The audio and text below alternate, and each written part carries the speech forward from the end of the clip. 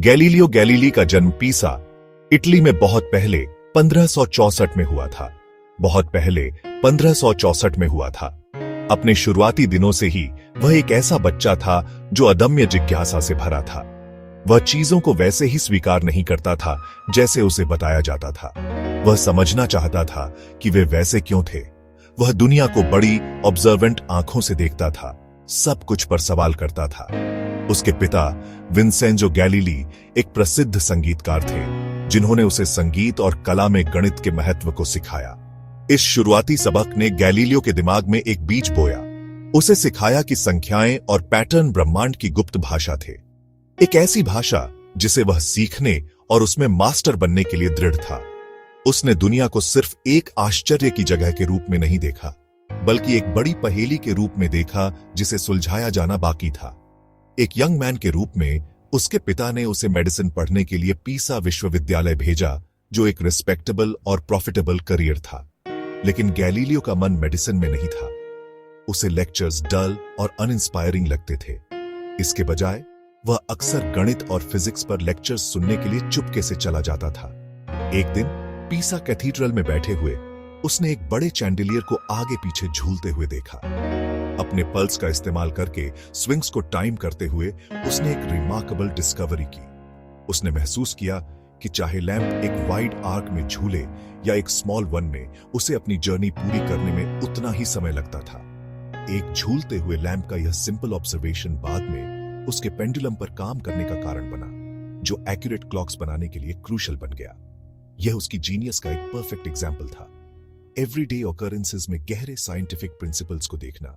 सन 1609 Galileo के लिए ही नहीं, बल्कि पूरी इंसानियत के लिए एक बड़ा बदलाव लेकर आया। वेनिस में एक अजीब डच इन्वेंशन की खबर आई, एक दूरबीन जो दूर की चीजों को पास दिखा सकती थी। जहां दूसरों ने इसे एक नॉवेल्टी या मिलिट्री टूल के रूप में देखा, वहीं गैलीलियो के दिमाग ने तुरंत इसमें कुछ बहुत बड़ा पोटेंशियल देखा। उसने सिर्फ डिजाइन को कॉपी नहीं किया, उसने जल्दी से उसके पीछे का साइंस समझा और अपनी खुद की कहीं ज्यादा पावरफुल वर्जन्स बनाना शुरू कर दिया। कुछ ही महीनों में उसने एक टेलीस्कोप बना ली थी जो ऑब्जेक्ट्स को उनकी ओरिजिनल साइज से 20 और फिर 30 गुना बड़ा कर सकती थी। वह टेलीस्कोप का इन्वेंटर नहीं था, लेकिन वह पहला व्यक्ति था जिसने वास्तव में इसकी शक्ति को समझा और इसे सिस्टमैटिकली रात के आसमान की ओर मोड़ा। अपनी नई इंस्ट्रूमेंट हाथ में लेकर गैलीलियो ने अपनी नजर ऊपर की ओर उठाई और आसमान उसके लिए इस तरह से खुल गया जैसा किसी ने कभी सोचा भी नहीं था। चांद, जिसे एक परफेक्ट स्मूथ स्फीयर माना जाता था, वह पहाड़ों और घाटियों, क्रेटर्स और प्लेन्स से भरी दुनिया के रूप में सामने आया। पहाड़ों, घाटियां, क्रेटर्स, प्लेन्स। फिर उसने अपनी टेलीस्कोप को जुपिटर ग्रह की ओर मोड़ा और एक अस्टॉनिशिंग डिस्कवरी की। उसने 4 छोटे प्रकाश बिंदु देखे जो विशाल ग्रह की परिक्रमा कर रहे थे। उसने उन्हें रात रात ट्रैक किया, ये महसूस करते हुए कि वे चांद थे। उसने उन्हें मेडिसिन स्टार्स नाम दिया, अपने पेट्रन कोसिमो दे मेडिची के सम्मान में। गैलीलियो की डिस्कवरीज यही नहीं रुकी। उसने वीनस ग्रह का ऑब्जर्वेशन किया और देखा कि वह फेजेस से गुजरता है, बिल्कुल हमारे चांद की तरह। इसे तभी समझाया जा सकता था जब वीनस सूर्य की परिक्रमा कर रहा हो, न कि पृथ्वी की। उसने मिल्की वे को देखा और पाया कि यह वास्तव में अनगिनत इंडिविजुअल स्टार्स से बना था। उसने सूर्य की सतह पर डार्क स्पॉट्स, सन स्पॉट्स भी देखे, जिससे पता चला कि सूर्य खुद एक परफेक्ट अनचेंजिंग ऑर्ब भी नहीं था। उसने अपने फाइंडिंग्स को सीडरियस नंसियस में प्रकाशित किया। यह किताब पूरे यूरोप में सेंसेशन बन गई, जिससे गैलीलियो रातों रात फेमस हो गया। ये डिस्कवरीज सिर्फ इंटरेस्टिंग फैक्ट्स से कहीं ज्यादा थी। वे उस समय के साइंटिफिक और रिलीजियस एस्टेब्लिशमेंट के लिए एक सीधी चुनौती थी। जैसे जैसे गैलीलियो की फेम बढ़ी, वैसे वैसे उसके खिलाफ ऑपोजिशन भी बढ़ा। उसकी ग्राउंड ब्रेकिंग डिस्कवरीज कुछ लोगों के लिए एक्साइटिंग थी, लेकिन दूसरों के लिए बेहद थ्रेटनिंग। विश्वविद्यालयों में प्रोफेसर्स, एरिस्टोटल और पिटोलेमी के समर्थक उसकी टीचिंग पर आधारित कई करियर्स की रक्षा कर रहे थे। उन्होंने उसकी टेलीस्कोप से देखना भी मना कर दिया। उन्होंने उसकी फाइंडिंग्स को लेंस की ट्रिक्स या इल्यूजन्स कहकर खारिज कर दिया। ऑपोजिशन एकेडेमिया के हॉल से बाहर निकलकर चर्च के डोमेन में चला गया। यह आइडिया कि पृथ्वी ब्रह्मांड का केंद्र नहीं थी, रिलीजियस अथॉरिटीज के लिए बेहद डिस्टर्बिंग थी।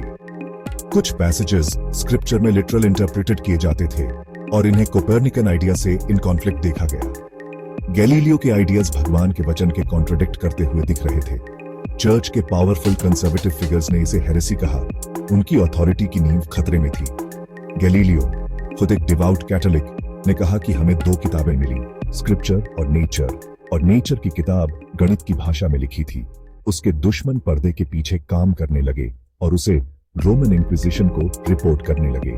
उन्होंने उसके शब्दों को तोड़ मरोड़ कर पेश किया और उसे एरोगेंट दिखाया। 1616 में इंक्विजिशन ने कोपरनिकन थ्योरी को फूलिश और फॉर्मली हेरेटिकल घोषित किया।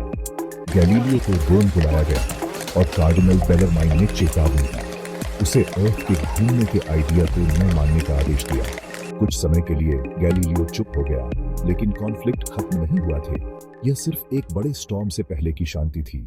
1623 में नए पोप चुने गए। पोप अर्बन VIII, गैलीलियो का लॉन्ग टाइम फ्रेंड और एडमायरर। उम्मीद में गैलीलियो ने एक बड़ी किताब लिखने का फैसला किया, दो वर्ल्ड सिस्टम्स की बहस के रूप में। उसने इसे हाइपोथेटिकल डिस्कशन के रूप में लिखा, dialogue concerning the two chief world systems, 1632 में प्रकाशित। सल्वियाटी कोपरनिकन के पक्ष में था, साग्रेडो ओपन माइंडेड और सिंप्लिसियो पुरानी सिस्टम का डिफेंसर था, जिसे कई लोगों ने मॉक किया। कुछ तर्क वे शब्द थे जो पोप अर्बन ने खुद कहे थे। पोप ने इसे व्यक्तिगत अपमान माना और बिट्रेड महसूस किया। पोप का गुस्सा इमेंस था। उसने माना कि गैलीलियो ने 1616 के आदेश का उल्लंघन किया। किताबें जब्त कराईं और एक स्पेशल कमीशन बनाई गई। परिणाम इनेविटेबल था। 1633 में लगभग 70 साल के और बीमार गैलीलियो को इंक्विजिशन के समक्ष बुलाया गया। उसे विहेमेंट सस्पिशन ऑफ हेरेसी के तहत रखा गया। मुकदमा एक टेरिफाइंग ऑर्डियल बन गया। खतरा टॉर्चर, इम्प्रिजनमेंट और ह्यूमिलिएशन का था।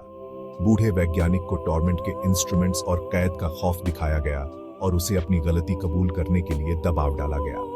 22 जून 1633 को गैलीलियो को पब्लिक और ह्यूमिलिएटिंग रिकेंटेशन के लिए मजबूर किया गया। उसने कोपरनिकन थ्योरी को त्याग दिया, जिसे वह सच मानता था। उसे पृथ्वी की गति को अबजूर करने के लिए मजबूर किया गया। लेजेंड, उसने बुदबुदाया, ए पुरसी मूव, और फिर भी वह चलती है। यह कहानी शायद मिथ है, पर पल की भावना कैप्चर्ड है। उसने होठों से सच्चाई तो नकार दी, पर दिमाग और रियलिटी से मिटा नहीं पाया। यह मुकदमा साइंस और रिलीजन के लिए एक डार्क मोमेंट था, डर और गलतफहमी से पैदा हुई एक त्रासदी। मुकदमे के बाद गैलीलियो को जीवन भर के लिए कैद की सजा सुनाई गई। यह सजा जल्दी ही हाउस अरेस्ट में बदल दी गई। उसे पहले सिएना भेजा गया, फिर आर्सेट्री के छोटे से गांव में उसके विला में लौटने की अनुमति मिली। हालांकि वह काल कोठरी में नहीं था, फिर भी वह एक कैदी था। विजिटर्स और मेल पर पाबंदी थी। उसके सभी मेल अधिकारियों द्वारा पढ़े जाते थे और उसकी दुनिया घर और बगीचे तक सिकुड़ गई। फिर भी उसका मन काम करता रहा। एस्ट्रोनॉमी पर लिखने की मनाही के बावजूद उसने मोशन की समस्याओं पर फिर ध्यान दिया। उसने गुपचुप अपनी आखिरी किताब लिखी, discourses and mathematical demonstrations concerning two new sciences, जो मटेरियल्स और मोशन के साइंस पर थी। यह उसके 4 दशकों के रिसर्च का सार था और क्लासिकल मैकेनिक्स की नींव रखी। बाद में आइजक न्यूटन ने इसे और आगे बढ़ाया। उसे मैन्युस्क्रिप्ट इटली से बाहर तस्करी करना पड़ा। हॉलैंड में प्रकाशित किया गया, जहां इंक्विजिशन की पहुंच कम थी। उसकी सेहत बिगड़ी, दर्दनाक आर्थराइटिस और अन्य बीमारियां उसे कमजोर कर रही थीं।